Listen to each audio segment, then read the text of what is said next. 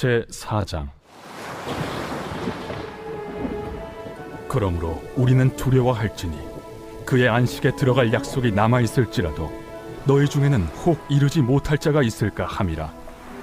그들과 같이 우리도 복음 전함을 받은 자이나 들은 바 그 말씀이 그들에게 유익하지 못한 것은 듣는 자가 믿음과 결부시키지 아니함이라. 이미 믿는 우리들은 저 안식에 들어가는도다. 그가 말씀하신 바와 같으니 내가 노하여 맹세한 바와 같이 그들이 내 안식에 들어오지 못하리라 하셨다 하였으나 세상을 창조할 때부터 그 일이 이루어졌느니라. 제7일에 관하여는 어딘가에 이렇게 일렀으되 하나님은 제7일에 그의 모든 일을 쉬셨다 하였으며 또다시 거기에 그들이 내 안식에 들어오지 못하리라 하였으니 그러면 거기에 들어갈 자들이 남아있거니와 복음 전함을 먼저 받은 자들은 순종하지 아니함으로 말미암아 들어가지 못하였으므로 오랜 후에 다윗의 글에 다시 어느 날을 정하여 오늘이라고 미리 이같이 일렀으되 오늘 너희가 그의 음성을 듣거든 너의 마음을 완고하게 하지 말라 하였나니 만일 여호수아가 그들에게 안식을 주었더라면 그 후에 다른 날을 말씀하지 아니하셨으리라. 그런즉 안식할 때가 하나님의 백성에게 남아있도다. 이미 그의 안식에 들어간 자는 하나님이 자기의 일을 쉬심과 같이 그도 자기의 일을 쉬느니라. 그러므로 우리가 저 안식에 들어가기를 힘쓸지니 이는 누구든지 저 순종하지 아니하는 본에 빠지지 않게 하려 함이라. 대부분의 사람들이 이제 주말이 되면은 굉장히 기분이 좋아집니다. 막 금요일부터 좋아지죠. 왜냐하면은 이제 안식이 다가오기 때문이죠. 이제 주말을 쉬기 때문 아닙니까? 마찬가지로 이 안식이라는 것 그리고 쉰다라는 것 이것이 굉장히 중요한 부분인데요.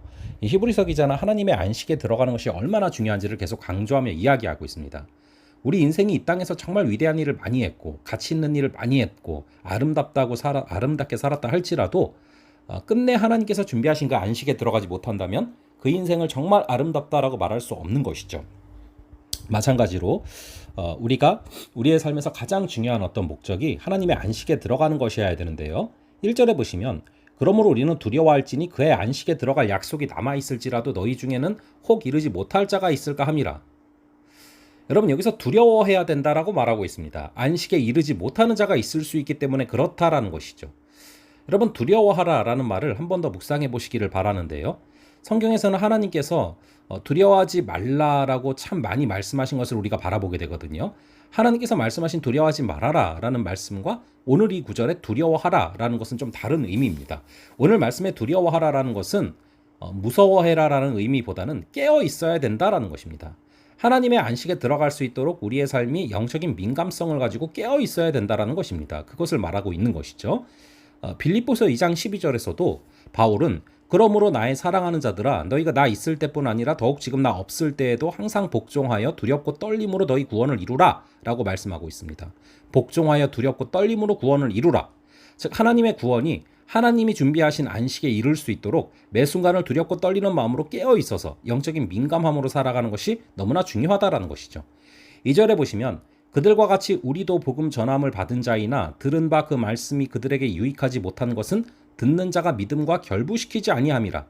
여러분 이 말씀에서 우리는 중요한 두 가지를 깨닫습니다. 첫 번째, 복음은 반드시 이제 어떻게 된다라고 나오고 있습니까? 전함받게 된다라는 것입니다. 저희도 복음을 전함을 받았기 때문에 결국에 예수는 나의 구원자다라는 사실을 믿게 된 것 아닙니까? 그런 부분들과 누구에게나 그런 전함을 받게 됐던 그런 역사들이 있다라는 것이죠. 그리고 마찬가지로 우리가 복음을 전해야 되는 것입니다.